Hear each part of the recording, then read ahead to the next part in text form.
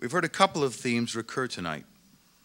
How revolutions can start with a call for individual freedom, how dissidents can use their imaginations to subvert the regimes that try to silence them, how much sheer physical courage it takes to do what Václav Havel instructed, to live in truth. To close our program, we're honored to hear two writers who have unique perspectives on these issues, who can help us understand what we've heard tonight and perhaps relate it to their own work. Nathan Englander's new play, The 27th Man, tells the story of four writers imprisoned on Joseph Stalin's orders.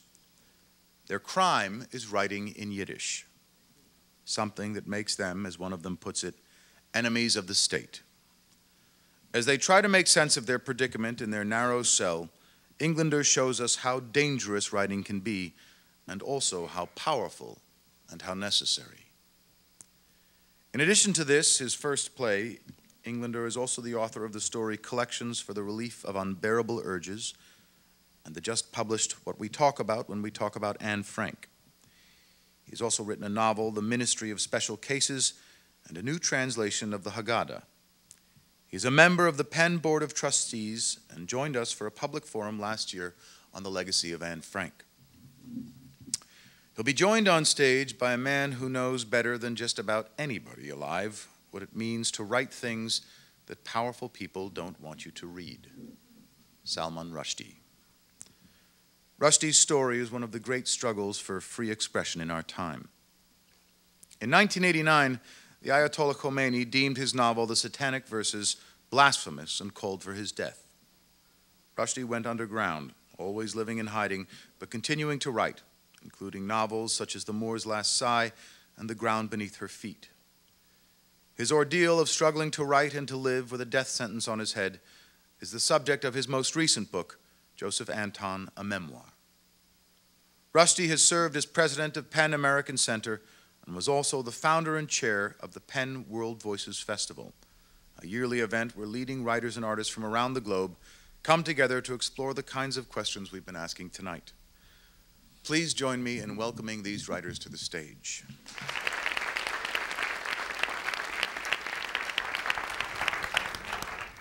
All right. Well, follow that. I thought, you know, when I read those Pussy Riot texts, I couldn't believe how brilliant they were. You know, and I mean, they called themselves punk rockers, but can you imagine Johnny Rotten writing that? You know, Sid Vicious. These girls are so brilliant. They're very impressive. You know? Anyway, bravo to them. Yeah, we were saying it's an amazing night of great voices reading great voices. But yes. We were sitting there backstage and thinking, you know, what Liev said, she's 22 or 20. It's just unbelievable. Yes, and we're the ones who don't have a script. No. So, but we have written stuff. You've got to play in the building, Nathan. I do. Over that way.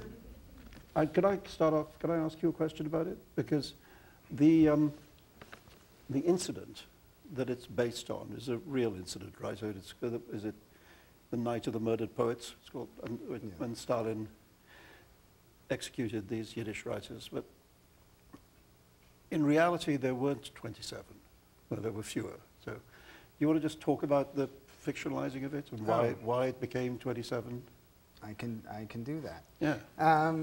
Yeah, I guess, I mean, this is, one doesn't notice one's themes till after the, you know, maybe you'll nod at that, but right, you're telling a story, and it's only when you know, we both done a lot of touring this year, it's when you talk about your book, you sort of get awareness of the book, but I was going to just jump to the Argentina novel, but I sort of see the themes. I was 19 years old, I was in Jerusalem.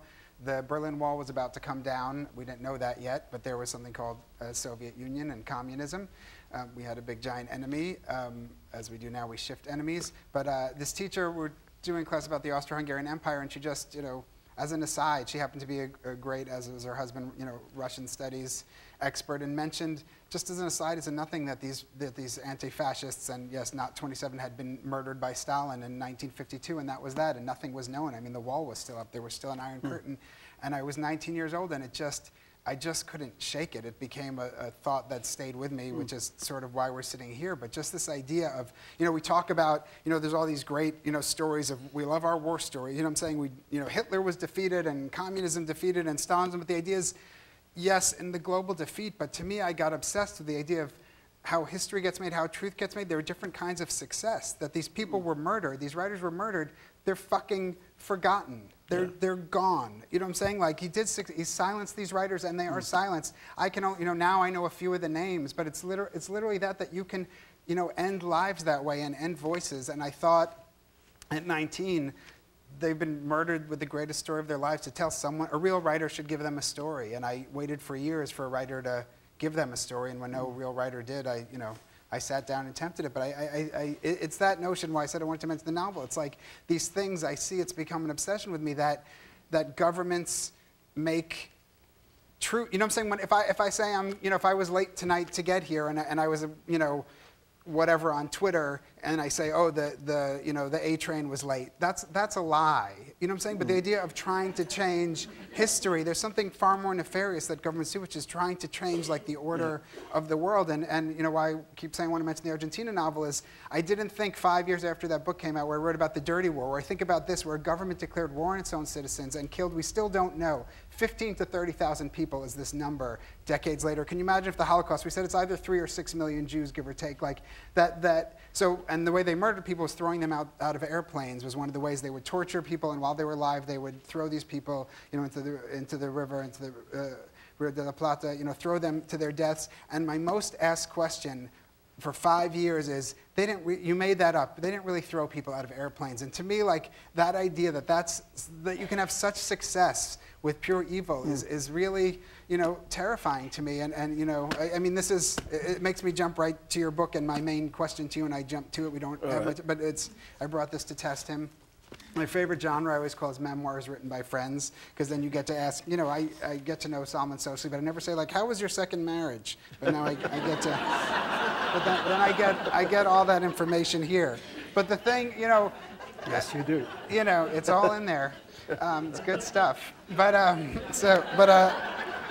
it wasn't at the time. Yes, exactly. Yes, it reads great. It makes for a great story. But the point is, it's exactly, and I have lots of questions about the personal experience of it. But to me, exactly what we're talking about tonight, and and I've gone back to this book already. I just took it with me and was looking for this quote, and here it is on page 188. You took it on honeymoon. I did take it. I always said my honeymoon was me, my wife, and Salman in the hammock. But something a little sick about it. Well, we love you. But but just this idea, exactly this idea of using the Tiananmen Square example, where people did, we watched this amazing thing and we thought the world's going to stand by them, and you talk about the man, I remember that moment, the guy standing in front of a tank, and that you can succeed at that, and you talking about what happened after that, you say the year that began with the small horror of the fatwa had acquired a greater horror to tremble at, whose terribleness would grow with the passing years as the defeat of memory by lies was added to the protesters' useless deaths. And that to me sums up everything. Yeah, I mean, that's what happened in China. That it wasn't just that they suppressed the protests, it's that they then spread so effectively lies about who these people had been, that very large proportion of the percentage of China believes that those were evil people who were trying to destroy the country and so on, and that it was right that they were suppressed. So it's one of the awful things where if you're involved with pen and you're fighting the fight, on behalf of freedom, is to understand that you don't necessarily win. The victory of the truth is not inevitable. That the lies can win. And that's a terrible thing to know. I mean, I think it just should energize us more, really. But it is a terrible fact that in China, the lies won. And you're saying the same thing in a way about the extermination of this literature, that the people actually are wiped off. Nobody knows who they are, and nobody cares in a way. So yeah, it's I mean, it certainly was a thing that I thought at the time of the attack on my book, is that in a way that I felt that my book was being replaced by another description of my book, which had more power than my book, and I was being replaced by another description of me, which had more validity or came to feel more real than me, you know, and I had to fight against that, you know, and I mean, wasn't any guarantee that I was going to win that fight either. Well, it's a very, I mean, you know, a couple, I mean, and that's the point of not fearing truth. Like, you do this not once in the book, many times, but you give your take on things and then put really mean things about yourself. You know, these other, you know, it has to be the belief that there is a singular reality and it can handle the criticism of that reality, like trying to hold on to yourself. Well, it's just, you know, if you're a fiction writer, if you're a novelist by trade, you have this sense of what human beings are really like, you know, and what they are is multifarious and flawed and imperfect and so on. And I think one of the things that happened to me was that I got redescribed both by defenders and antagonists, you know, so that on the one hand I was this demonic figure. That's what my name came to mean. And then on the other hand, I was this idealized kind of Statue of Liberty figure. And you know, look at me, not the Statue of Liberty. I like that. You know, exactly. You know, and I thought, you know, I'm not that horned creature, and I'm not the person with the lamp either, you know. So the thing is to write about it as like the human being in the middle, you know, who makes mistakes, you know. And I think also, if you're going to write a long book about yourself, you have to persuade the reader that you know yourself quite well. Otherwise, it reads like self-justification or something, you know. I mean, I thought a lot about visual, you know, self-portraits. But I remember walking down a couple of years ago, I was actually at the time that The Enchantress of Florence came out, I was in Florence, and I was given a tour of this famous part of the Uffizi, the Vasari corridor, where they have like self-portraits of every artist, you know, every great artist in history, and you begin to realize how differently people approach the subject of the self-portrait. You have on the one hand, like Dürer, who believed he was the most beautiful man in the world, you know, and so all his self-portraits are, you know, the artist as babe, you know. And I mean, he is very good-looking, but boy, does he know that he's good-looking, you know. And then on the other hand, you've got Rembrandt, who looks in the mirror and tells you unflinchingly what he sees, you know. And I thought, that's probably a better model than the Jews. So yeah, but I mean, I think you do have to be able to say what's wrong with your own behavior. You know, I mean, you don't have to be perfect. In fact, you can't be when going through a situation like this, you know. And one of the things, I mean, having just finished a book tour, you know, what's the most asked question? Well, the most asked question is, knowing what you now know, would you have written the Satanic Verses? Right. That's everybody asks that. The answer to that question is yes. The second most asked question is, what did you learn? You know, as if this was supposed to be a lesson, an educational experience. Yes, you must have learned something from this. You know, and you know, you learn about the capacity of people to behave incredibly badly, and you learn also about the capacity of some people to behave incredibly well. And I think I actually did see some of each of that. You know, people behaving heroically, with great principle and courage, and others, you know, not so much. I mean, that's really the point of this evening. We're sitting here and we're laughing, but when you talk about people behaving well, like, it's so, again, I never talked to you about these things that were this way. Like, that's the whole fact. Like, you have not been, it took an enormous effort for you not to be dead. It's really, it's, you know. Yeah, no, here I am. It's better, it's better at this end of the story. Yes. It is. No, I mean, there was one of the things, you know, I remember I saw an interview that I did, don't know, back in those days. Somebody showed me a clip of it, and the journalist asked me, would I ever write about it? Right. And I said, I don't know if I can write about it because I don't know the last chapter. Right. You know, and for a long time, it wasn't at all clear that the last chapter was going to be happy. Right. You know, it was entirely possible that I would not be the person writing the story, and so on. So, you know, in fact, keeping the memoir that I did was kind of an act of optimism. Because it told me that maybe one day there would be a time when I could look back at that and write about it. But, you know, there were moments. Well, the very bad moment was when, I mean, every so often I was told that there were assassination squads in the country, which is a very strange thing to be told. when... I'm scared right now and no one's after me. It's like, it's very... No, I would go into that building, which you've seen in James Bond movies, Yeah, yeah. on the River Thames with Judi Dench inside. And, you know, by the way, the head of British intelligence is not called M, but is called C. So, same alphabet, different letter, you know. But anyway, there was a moment when I went in there, and I was told that they believed that there was an assassination squad in the country, and the reason they were particularly worried by this particular piece of information was that the people involved seemed to be very confident, and that they were so confident that they'd given a deadline. They said that they would achieve the goal within 100 days.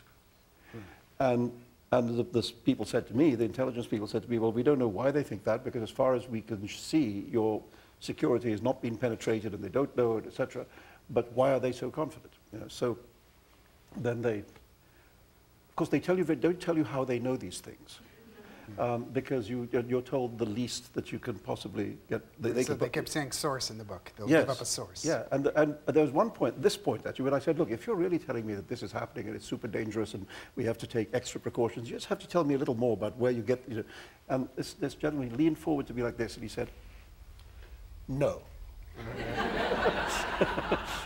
And I said, oh, you mean no? And he said, yes, I mean, no. So I said, okay, I can do that. And then later on, when this time limit had fortunately elapsed and I was still around, I was taken back into the building to be told that it was better now. And they used this word that I've never forgotten. They said, you know, that attack, they said, it has been, you'll be happy to know, it has been frustrated. Nice. And I thought, frustrated? You know? And I was just about to ask, what exactly do you mean frustrated? You know? And then I thought, you know, I think I probably know what they mean. You know? And I just go, you know what, I'm going to not ask. Yeah. You know? And so I didn't. But yeah, I mean, it was serious. It was serious. And as you know, other people did get hurt very badly. Killed, yeah. The book's Japanese translator was killed, and my Norwegian publisher, and yours also? Glad not different. No, different, yeah. William Nygaard, who got shot in the back three times and survived. Shot in the back with soft-nosed bullets, the point being those make bigger holes. And the book's Italian translator had a knife attack and survived it. And in all these cases, two things happened. One is that the police very rapidly established that these were not random hooligans, that these were professionals. It was a kind of professional attack. In all three cases, they discovered that. In the second case, there was government pressure on the police to not pursue the case because nobody wanted to piss off the Iranians. You know, the Japan, you know, Japan has no fuel source of its own, so it has to import all its fuel. It has a very big oil import contract with Iran, and didn't want to prejudice it. And I found this all the time in those years. I remember going to see the Danish people of the Danish government. Denmark, great home of human rights, yes. You know. But they pointed out to me that they had a very important feta cheese export to Iran.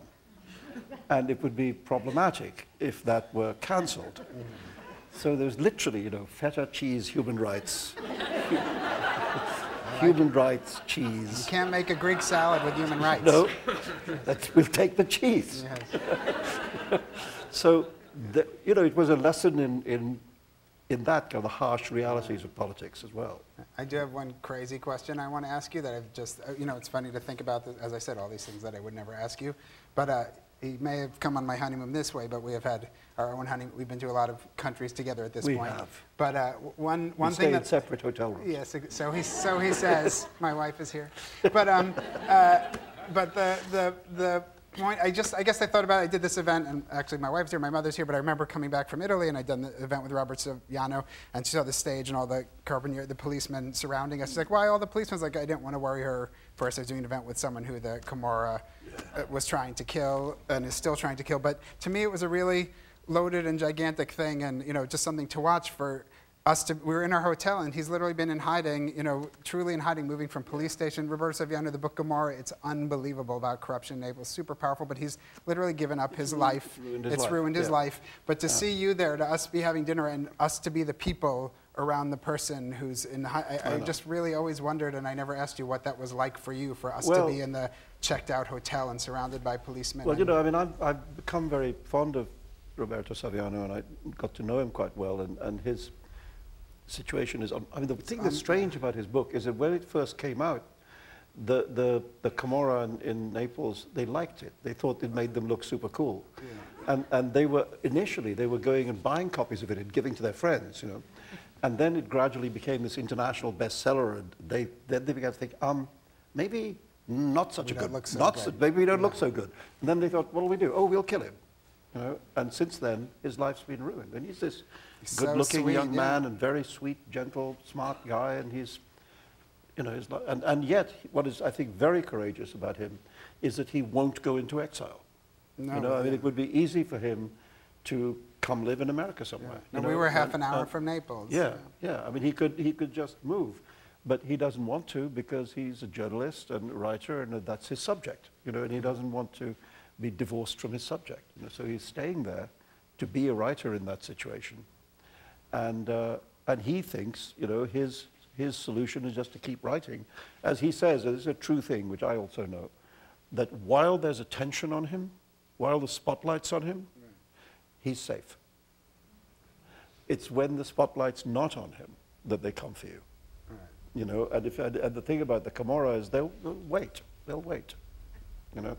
And so the danger for him comes when he's out of the public eye. And so he's trying to stay in the public eye.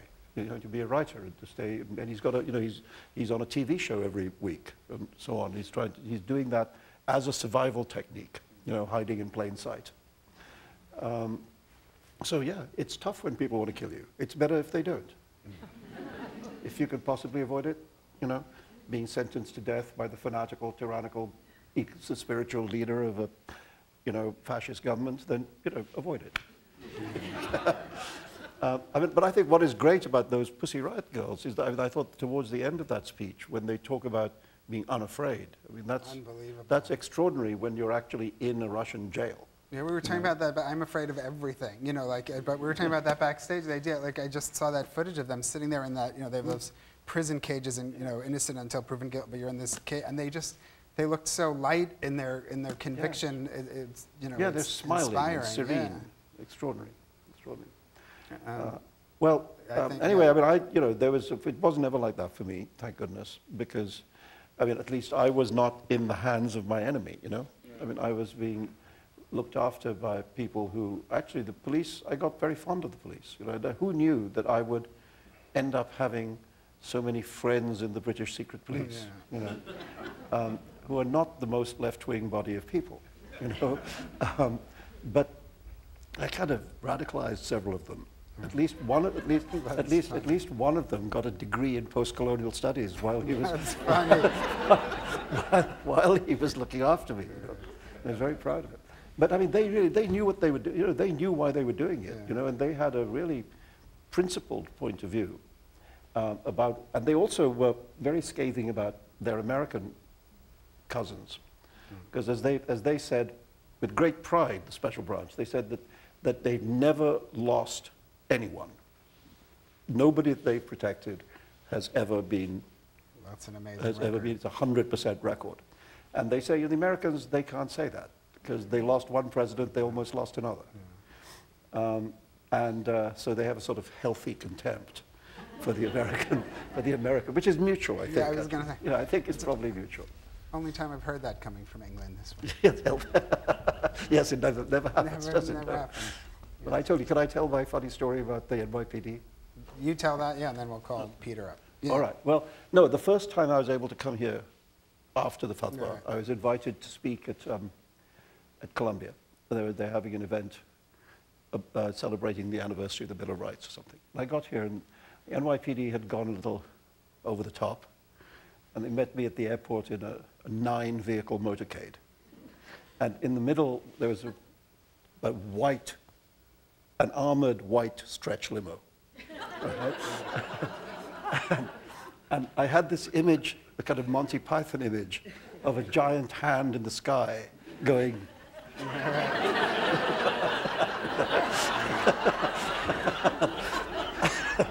And I said to this police officer, who I call him Lieutenant Bob in the book, so I'll call him that. I said, Lieutenant Bob, this is a lot. Yeah. You know, wouldn't it be better to put me in a second-hand Buick and drive me through the back streets of Queens? Yeah. And he looked at me kind of pityingly. He said, no, sir, that would not be better.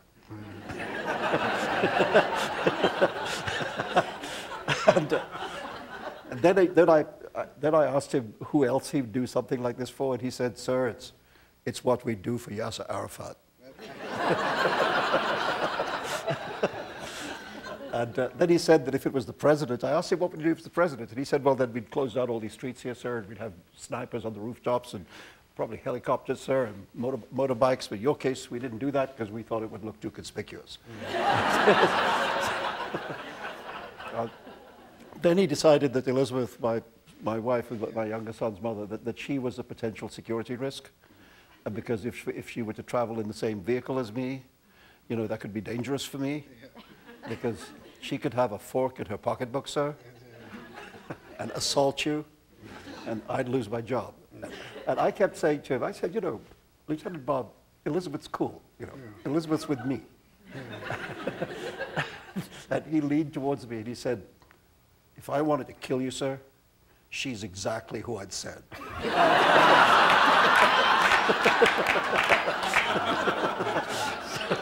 So we treated her with more respect after that. Anyway, this is, you know, the comedy routine of life under the fatwa. But it was, I mean, there were moments there. The thing to say about it in closing is that it was very often, it had that quality of being simultaneously not funny at all and pretty funny, you know, at the same time, you know. The thing that wasn't funny at all was also, in a way, quite funny. Now you've taken us back to literature, because that is exactly the way the world has to, you know, in building fictional worlds, yes? Everything and its opposite.